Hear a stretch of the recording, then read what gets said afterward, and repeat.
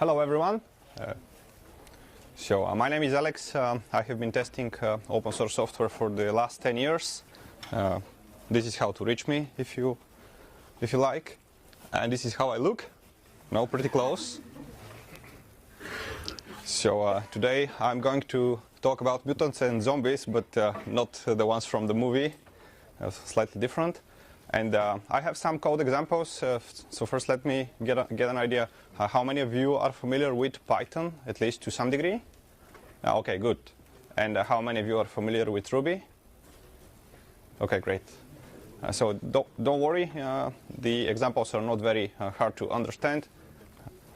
So let's take this piece of code. It's a simple class describing one model. In a Rails application, there's only one field that goes into the database. This is only one method, which is actually a really stupid method, just returns an uppercase string of that field.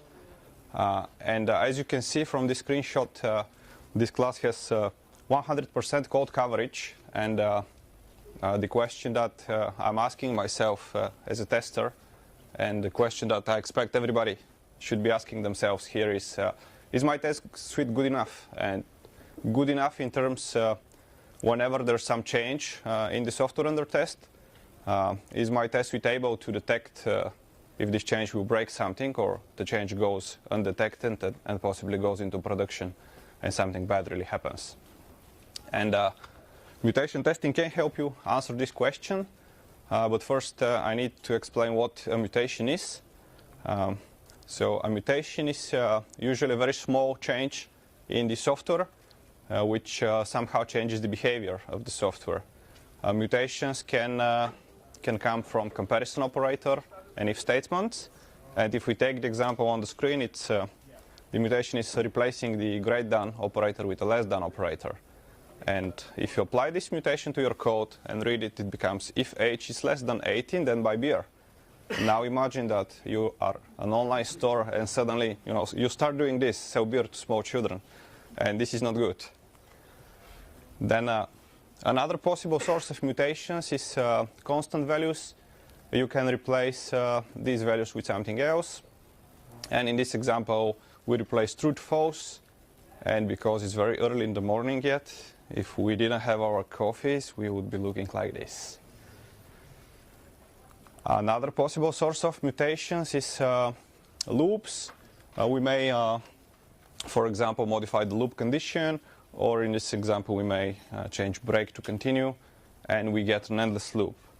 And when you have an endless loop, this is what happens.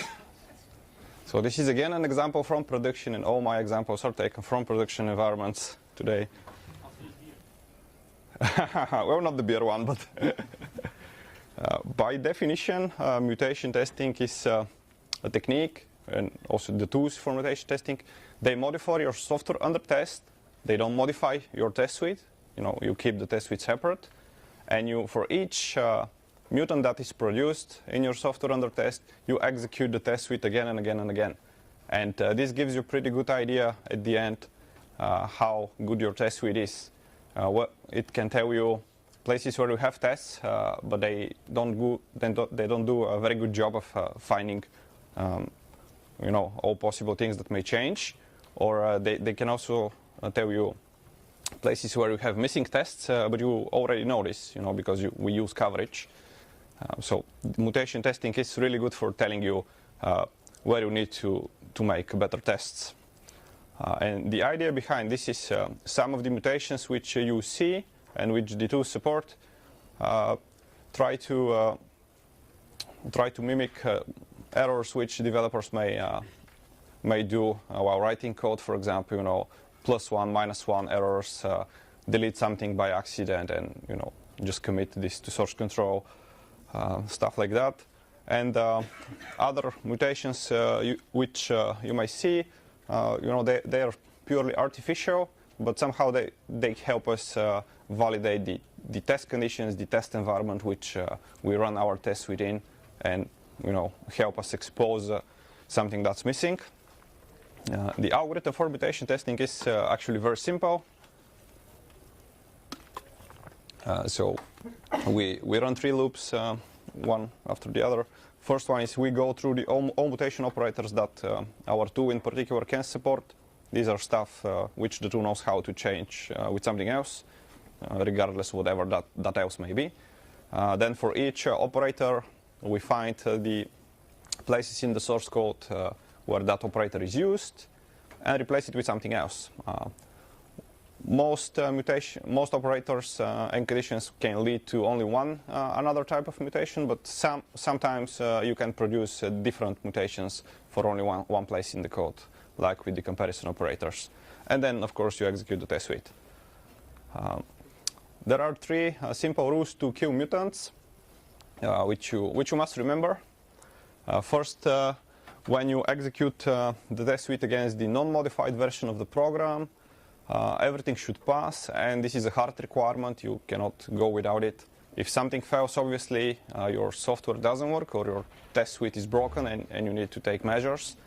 And if you have flaky tests, and sometimes they pass, sometimes they fail, and you have no idea why this is, obviously your mutation results will also be unreliable, and you need to take measures to fix your flaky tests.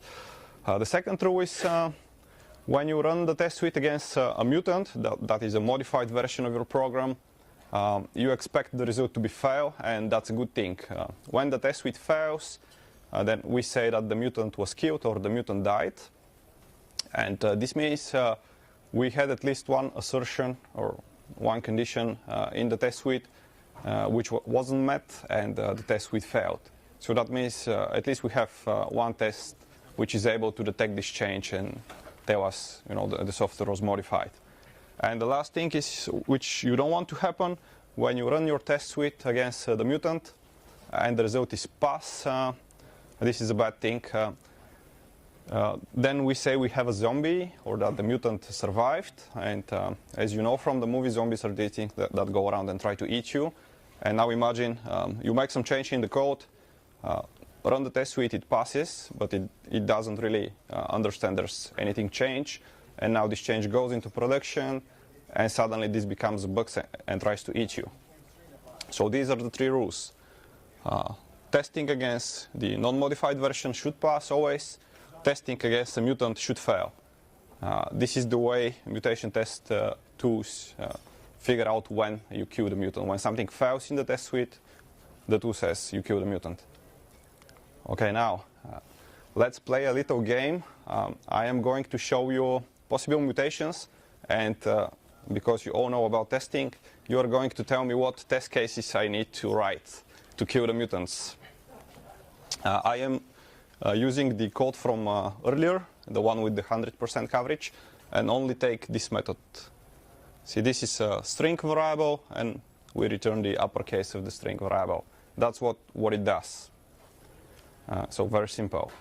First possible mutation is instead of returning the uppercase string, my method under test returns new value. So what tests can you propose so I can kill this? Obviously not new. Yep. Yes, obviously not new. Yes, correct. So we execute the method under test and expect the result to obviously not be new. I'll go back. If we apply the mutation and run the test, the method will return new and the expectation will fail. Everything will fail and we kill the mutant. Okay, next possible mutation. Instead of returning the uppercase string, I'm returning self, because this method is part of the class and I have access to the self object, so I can do this. What test do I need here to kill this mutation? Okay, type string, correct. So I must be checking what the type of the return value is, and if I expect only string, then it must be only string and nothing else. Another possible mutation is instead of returning the uppercase, I just return the value of this variable as is. So how do I kill this? Okay. So I start with a value which is lowercase, and then I execute the method under test and expect this to be uppercase. And I use this with just a constant because it's easier for me. Isn't this one enough for all those zombies? No. So this one, for example, will kill the first and the second zombies. And here, if I start with new, okay, let me think. With the new mutation. Yeah, it might kill also the first one. So sometimes, yeah, one of the tests is enough to kill more mutants. But actually, this is the way I discovered them, and I developed the tests for them, and actually didn't go back to think whether or not I have some test which is not needed. And okay, so and the last example from the game is replacing this ampersand. This is the new safety navigation operator in Ruby, and I just replace it with a dot. So for the folks who don't work with Ruby, the new safety operator works this way. If the object on the left is new, then the result of this operator is new and nothing else is executed. And if the object on the left of the operator is not new, the execution continues to the right. And when we replace this with a dot, then if a language code is new, we just get a runtime exception because a new object doesn't have a method called upcase. That's the difference.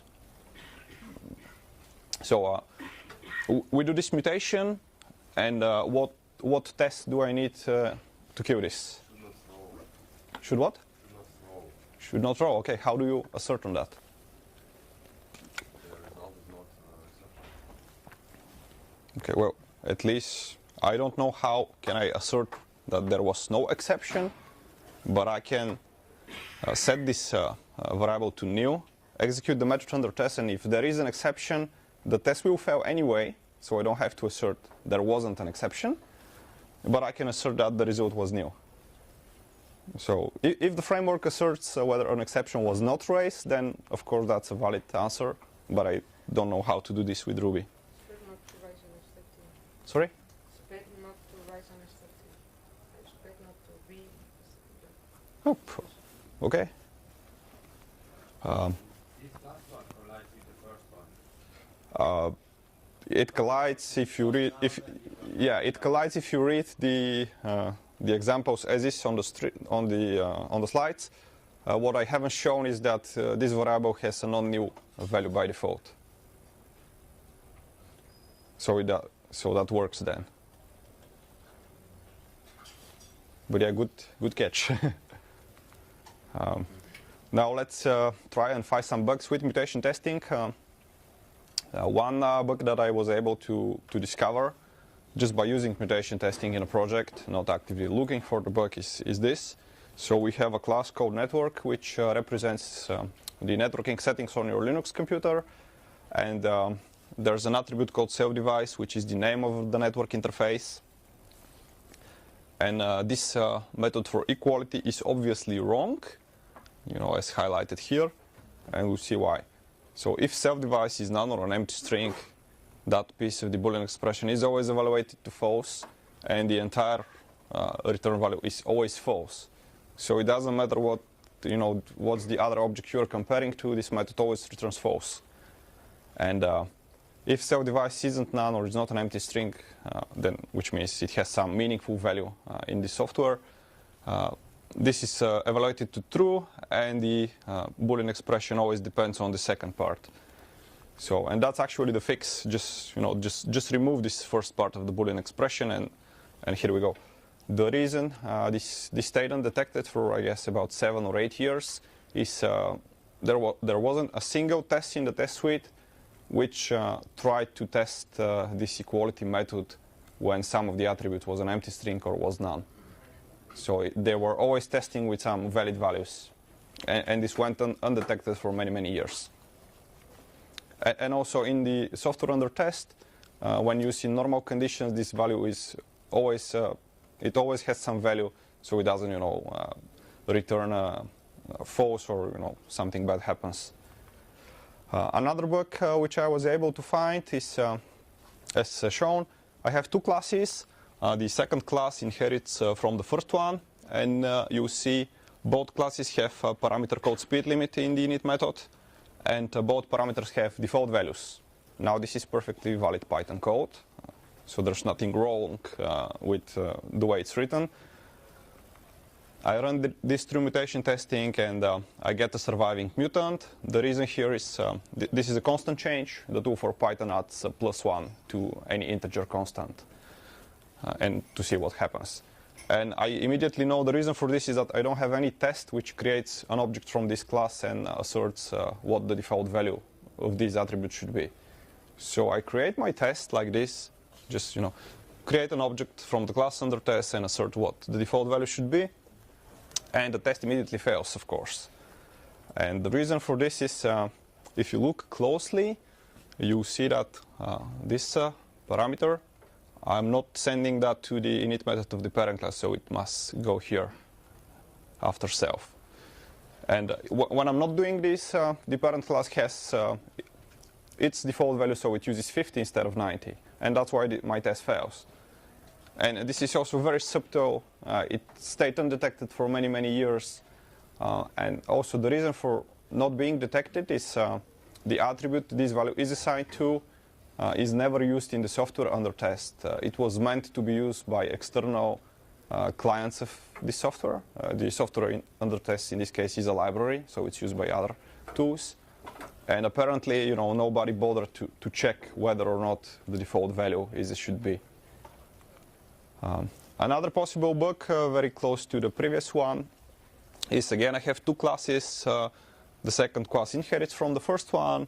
Again I have a parameter with a default value, and this time notice I am actually sending this to the init method of the parent class, and everything must be fine. I run this through my mutation testing tool. I get the same surviving mutant, so again I write the same type of test, create an object, and assert what the default values of the attribute should be.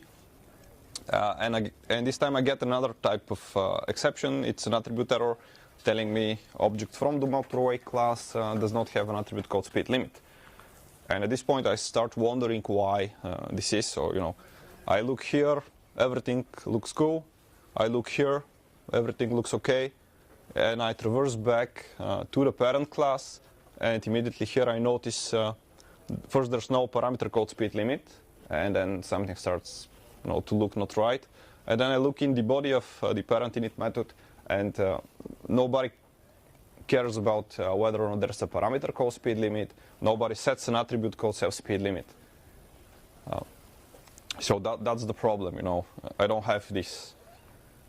One possible fix is to, if you really need this, to just take care of it in the class under test and set the attribute. Or another possible fix is to delete everything related to this parameter. I don't bother with it. And that was actually the fix in production. Another thing which mutation testing is really good at is forcing you to look at your source code and refactor it. And places where mutation testing really shines is where you have if statements and comparisons and lots of Boolean expressions, stuff like that. The reason for this is we have many mutations in places like this. So in this example on the screen we have around 100 different mutations. Every comparison operator can lead to almost 10 different mutations. So equals here can be replaced with non-equals, with less than or greater than, less than equals, greater than equals. In Python is and is not, and also in and not in operators, so that many. Boolean and can be replaced with Boolean or. We can negate the entire Boolean expressions. Also, in the tool for Ruby, you can replace the Boolean expression with a true or false constant, and I think also you can change only parts of it, so you can replace this with true or false, and then leave the rest as is. And the Python tool doesn't do this at the moment, but it's fairly easy to add. And so this goes through mutation testing, and in something, there are surviving mutants. And when you start looking at it, you notice the pattern highlighted in red. So my thought is I can delete this and move the second block of if statements to the right, and it becomes a little bit more clear. And then I notice another pattern that whatever value is, I'm looking for an attribute under self-handler with the same name and do something with it. So I can refine this even further and use the get attribute function, and this becomes like this. In reality, this fits only on 4 lines instead of 10 lines, and it's much more easier to test and much more, easier to read actually, and that's a good thing. We've seen, what mutation testing can do. It forces you to write better asserts, and in my opinion, when you have a complex software under test, we not only should assert what the return values of our methods are, but we also should assert what intermediate state or side effects are produced by the functions under test. And you will all agree that it doesn't matter how much we try to write clean software, we always have these methods which do more than one thing at a time. So they do something, some calculations, return some value, and oh, by the way, I've just set this attribute on the side, just so you know. And that's what mutation testing is really helpful with. It helps you discover these things which you are not testing by mutating them, so you can write your tests better. We saw we can find some interesting bugs, and we saw that we can find places which we can refactor. And the question still stands, is my test suite good enough? And another side of this question is, how do I measure how good my test suite is? Which metric do I use to tell whether or not my test suite is good? Metrics is a fairly controversial topic. I just want to mention some research that's been going on in the last few years. In 2015 at GTAC, there was one lightning talk which says, coverage is not a good metric because it doesn't give you a lot of information, so go for mutation score. Use mutation testing and measure how much of the mutants are killed. If you kill 100% of the mutants, then you're good. And then last year at GTAC, there was another researcher who basically said, well, the guys from last year, they didn't do really good research. They didn't research on many software, so we did better research, and we claim that the coverage metric, like line coverage and branch coverage, is still the best metric in practice. They say the problem with mutation testing is it is very expensive to compute, and in their research it gave only additional 4% of information, which the guys didn't know already, compared to coverage. So they say, use coverage, don't use mutation testing. And I decided to do a small experiment and see which one of these researchers is right. So my software under test is called Pelican AB. And this is a very small library. It's a plugin for Pelican. Pelican is a static HTML generator for Python, which you can use to run your blog or your site on. And Pelican AB gives you one additional tag for the templating markup, which you can use to encode varying layout for your website. So, for example, you can change the color of links or colors of buttons, stuff like that. The way to use this software is to define the AB experiment variable in the shell and run the make command. If you run make GitHub, then the site gets rendered, everything's published directly to GitHub. The way to render several versions of your website is first start with the control version, and then name each experiment by name, and run make in a sequence like shown on the screen. And if you do this, the 3 commands, then you get the control version of your website, an experiment which is called 123, and everything about this experiment goes into a directory with the same name. The URL structure is updated, and you can point your users only to that experiment and see how they respond and stuff like that. In the version under test, we have 100% branch and line coverage of this software, and we also have a bug. There is a setting called delete output directory, which is set to true by default, and this setting isn't something the software under test controls. This lives into an external file where your website configuration goes. So stuff like your website name, your GitHub handle goes into that file as well.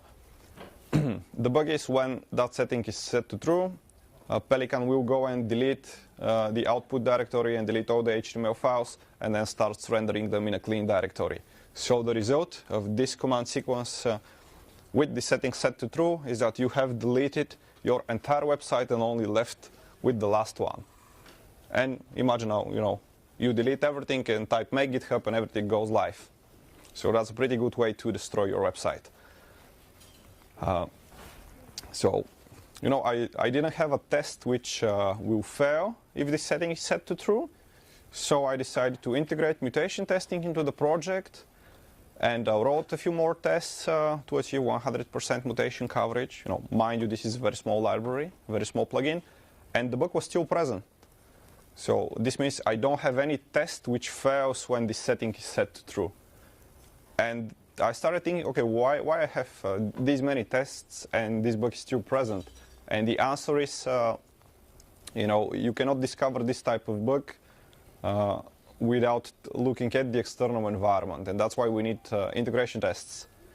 So I added an integration test which simulates the external environment with the settings and simulates the make command, then tries to verify what content has been rendered and whether or not it's correct, and the test immediately failed, of course. So then I said I fixed the bug, but in reality just changed this setting to false, and also added to check whether or not this is set to true, just raise an exception in my software. And now we have 100% mutation coverage, 100% branch coverage, and also we have at least one integration test. And I'm thinking, okay, I must be good then. If I have so many tests and I'm using these techniques, then possibly my software is bug-free, and of course this is not true. I've added PyLint to the project, and PyLint was immediately able to discover this bug. This is a problem with how we code the super method. Instead of passing the class name, I was using a shortcut which is self._class, and this works perfectly fine when you use the software in its intended environment, because we have only one class and self class is evaluated to that particular class's name, and everything's fine. This becomes a problem the moment you try to inherit from the class under test and create a new class and do something different with it. And then when you call the class under test init method, Python goes into a loop between the parent and the inherited class init methods. So if you want to, learn more, just head on to this PyLint pull request number, and there's a very detailed description why this is a problem. And I am guilty of using this shortcut in Python, but I've seen this in many projects online at GitHub, and I've seen this in popular software which is used by many people. So this tells me people don't have very good understanding of what self-class actually means and how it works, and that's why we keep using it in the wrong way. So to conclude the mutation versus coverage topic, this is a link to my blog describing my experiment with more details, and there are links to actual Git commits, so you can see what code was changed and how it was changed. So I think when we first start doing testing, what we look at is how much coverage we can do. So we strive to write more tests to test as much as possible of the software under test, and that's a good thing until some time. When we go to 100% coverage, we don't get any more information out of this metric, so it doesn't do any good. Then we start looking at mutation testing, and mutation testing tells us, okay, now you have some coverage and you're testing some stuff, but then there's a lot more you can test, and this is what you need to do. And we start doing mutation testing, and we get to 100% mutation coverage. And when we get to 100%, we don't get any more useful information out of that. And we also need integration tests because of the external environment. And as you see from the examples, we have different types of environments. One type of environment is the regular environment which our users will be using, and another possible type of environment is a developer just taking our software and trying to do something else with it, or build on top of it, and we have no idea what these environments will be and how people will want to use our software. So that's why we need different types of tests, and possibly we also use different types of tools to detect the problems and deal with it. And I do need more examples on the topic. I will be continue to explore this topic throughout the year.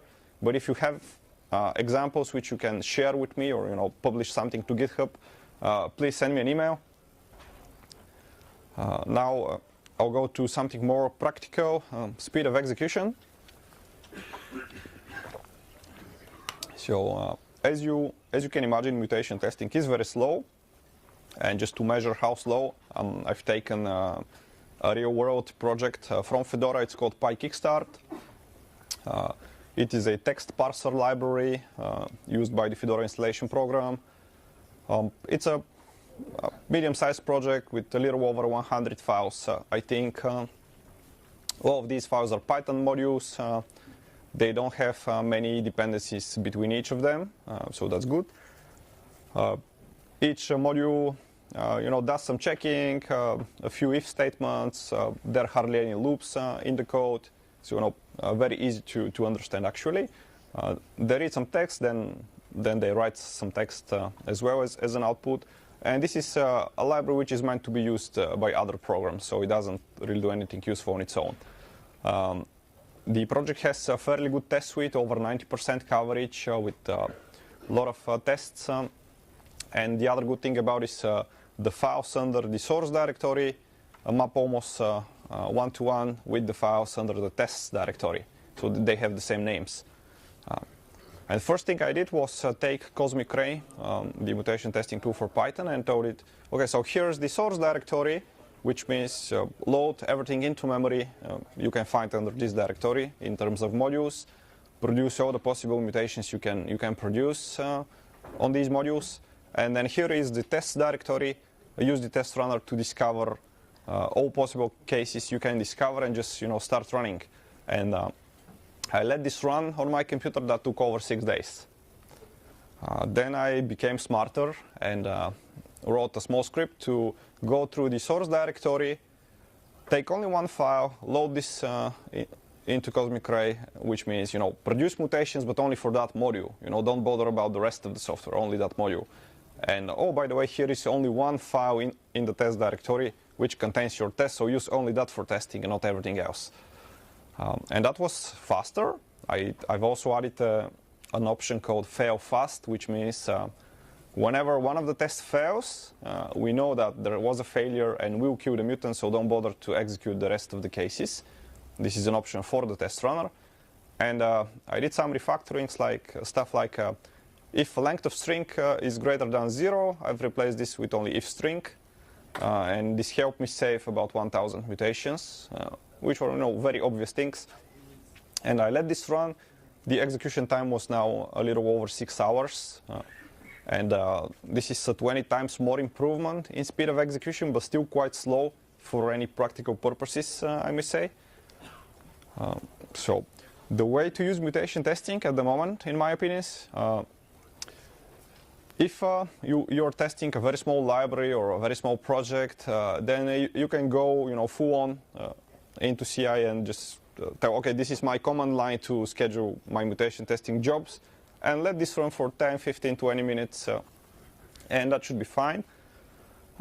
If your project is anything bigger than 200 lines, this is not going to work very well. But what you can do is create a commit hook or a pull request hook, which examines the payload. And first thing you can do is schedule mutation testing only against the files which have been modified by that particular commit or that pull request. And that should be faster. Next thing you can do, depending on the tooling, is go down from the module level to the class name and to the method name which has been modified. The Python tool doesn't know anything about classes and modules. It only knows doesn't know anything about classes and methods. Sorry, it only knows about modules. So regardless if you have one class or 1,000 classes in one module, Python loads the entire module and starts doing mutations against everything. On the other hand, the Ruby tool knows about classes and methods, I think, and you can tell, test only that particular stuff.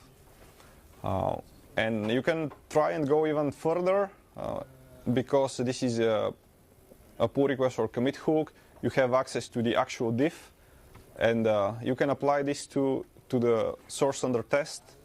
And assuming you've tested everything before and it's fine, then you can schedule mutations only against the lines which were changed. So you can do this, and it's not really impractical to do this. Another thing you can do is go into parallel. Again, depending on the tools, the Python tool is built around Celery, so you can very easily hook this to some messaging backend like RabbitMQ, and schedule hundreds and thousands of messages, and let your infrastructure deploy Docker instances or virtual machines in the cloud, and just run your tests in parallel, just get back the results. And you can do this if you have a lot of money, of course.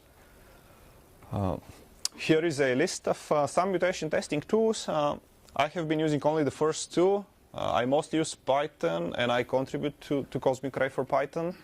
And I've used Mutant for Ruby, but not very actively at the moment. And the names to the right are GitHub repositories.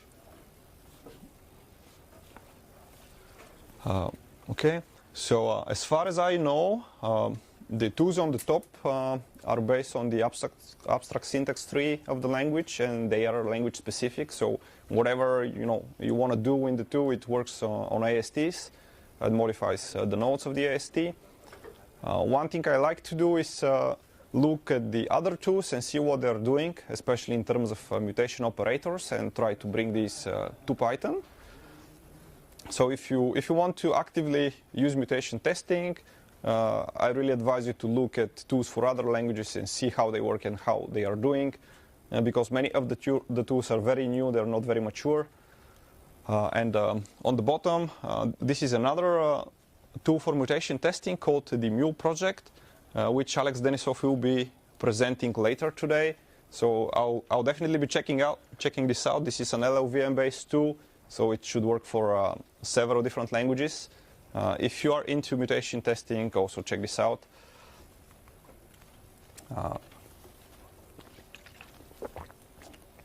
And now, before I can go further, I can take some questions from the audience, if you like. Okay, go. If we have a zombie and 100% coverage, does it mean that our code coverage metrics was wrong at the first place? For example, if we have some lines of code hidden inside of our language, and we miss them from the start. Okay, so the question is, if we have a zombie but we have 100% code coverage, does it mean that coverage was wrong? At the first place. Yeah. The lines are hidden within the language itself. Yeah. Okay. So it doesn't mean coverage was wrong. It doesn't mean the measurement was wrong. It was probably correct. There are other problems with coverage, like for example, if you have one line with lots of with a long Boolean expression, then it still gets covered regardless of how much of that expression is evaluated. So you may be evaluating only the first part of the expression and still cover that line, but the next 10 parts of the Boolean expression are not evaluated. It should have counted as it's not a one line. It should have counted that it's multiple lines. Yeah. Well, the way to count, these cases is you should take this up to the tools, to the authors of tools who do coverage. But there are many publications online with respect to problems in coverage and why it's not really a good metric, why you shouldn't use coverage. And really, for me, coverage is a vanity metric. It really tells you how much of the lines you've covered, but nothing more. It doesn't tell you anything more.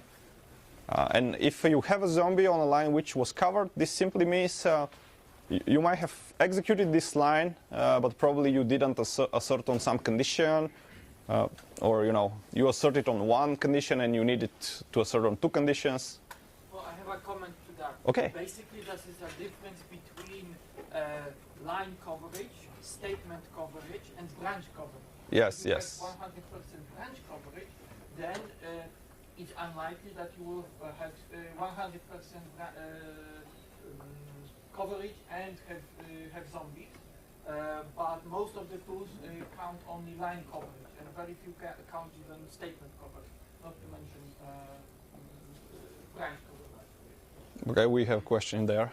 Yes, so this works really well with primitive operations that we change, less than, greater than, plus into plus to, that kind of thing. What if you're not using primitives for your business logic? What if you're using a library, especially in JavaScript, but I don't know about Ruby, that does all your conditions for you with functions? Okay, so the question is, what if we don't use primitives, we use some library for the business logic? How does mutation testing come into play?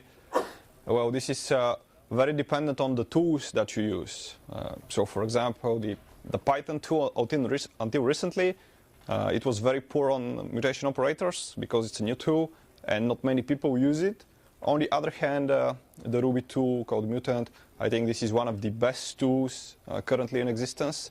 And it has tons of mutation operators, tons of conditions. It understands, because it's used by people who work on commercial software, they get paid to actually write test suites for commercial software, and they support the tool for that reason. About JavaScript, I don't really have no idea. I don't use JavaScript, but really the take here is you need to know your tools very well, and you need to know the software very well, and that's when you can decide whether or not that's going to be useful. Now, maybe in your case you might write a plugin or an extension to the tool and produce the mutation based on the functions in that particular library. Okay. Question here. So thank you for your talk. Academia claims that the biggest problem of mutation testing is equivalent mutants. Can you say something about them? How often do you see them in production, or is it something that you struggle with in practice? Okay, so the question was about equivalent mutants. Equivalent mutants are things like which change the code but don't really change behavior in any practical way. So, for example, we may have a less than operator, which in practice is equivalent to less than or equal, if we, depending on the values we accept in the application. And I don't have any concrete measure about this in practice, but I think about 10 or 15% of the time I see equivalent mutants. Equivalent mutants because the behavior doesn't change, but the syntax changes, but the behavior doesn't change. The test suite doesn't fail, and we cannot kill them, and they just stay as is. In the projects I use mutation testing for, I usually have some threshold, like about 10% or something like that. And if the mutant score is above a certain line, then I say we're good, and then the CI system goes green. And if we drop under that line, then we go red and inspect what's happening. And that threshold is based on how many equivalent mutants I have. So I try to get some idea about that and then go from there. I've talked to other people who do mutation testing and have been doing mutation testing for a long time. And this is a problem, but still the benefits you get from asserting on all those different conditions and looking at your code base and understanding the software much more better, which is a result of mutation testing. It just, the benefit is greater than having to deal with equivalent mutants. Thank you. Okay. Okay, more questions or no questions? We have 2 minutes, so if there are no more questions, I'll just show you this very quickly. I have started to document my findings about mutation testing, so first of all, I don't forget them, and some of them make really good examples. This is available on Read the Docs, and it's also available on GitHub if you'd like to contribute. And since the last week, we have also Chinese translation for this. And I'll skip the trivial examples and show you the last one. So we have this in Python it's fairly common to have methods for equality which compare two objects by comparing that all of the attributes are equal. So in this example we have a class called sandwich, and you can modify the meat of your sandwich and the bread type of your sandwich. And we say that two sandwiches are equal if meat and bread attributes are equal. And that's about it. You know, we have a safety check here. If the other object is none, then return false. And the not equals method is just a negation of the equals. And the way to test this with mutation testing is like so. So we create two test objects, sandwich 1 and sandwich 2. By default, all of their attributes have a value of empty string, which is not shown on the screen. And first thing we do is test for equality. They should be equal because everything is an empty string inside these objects. And we also assert that the two objects are not, you know, when compared for non-equality, it returns false. And that takes care of half of the testing. Then we test the safety check compared to none and expect to not be equal. And then comes the fun part, the way to... So this starts changing into different comparison operators, and the way to test is like this. So we need to modify only one of the attributes at one of the test objects and leave the rest of the attributes and the other object unchanged. And we need to do this for every single attribute. So when all the attributes are of the same type, you just do this. And if they're not of the same type, you can do grouping or something like that to, you know, to modify this block. So when the time's up, so thank you very much.